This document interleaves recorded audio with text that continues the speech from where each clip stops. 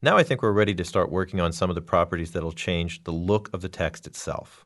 Now, of course, we're going to have control over virtually any of the style properties that text fields have using ActionScript. I'd like to try it out with just one of the fields first. Let's pick out the first featured flower field, and I'd like to just add a property to it to change its color. Now, right here in the ActionScript, I'll just add a line, and I'll even copy and paste this because we're going to need the same description for our dot syntax to address that property.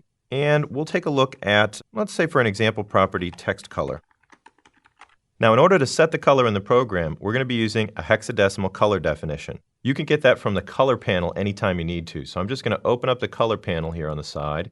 And what we'll do here is we'll just choose a color that we like for that text. I'm going to go along with the garden theme, and I'm going to look for kind of a deep green color.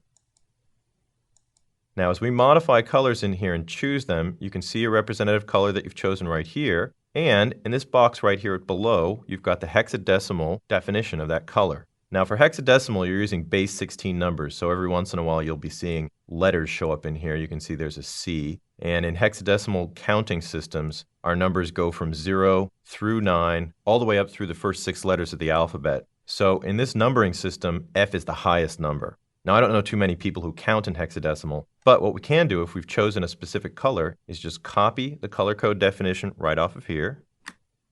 And I'll go back into my ActionScript. Let's put a little equal sign in here, and I can paste the color in.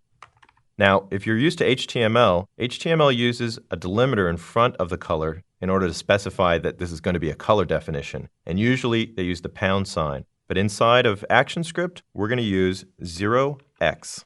So that's all it's going to take to define our color.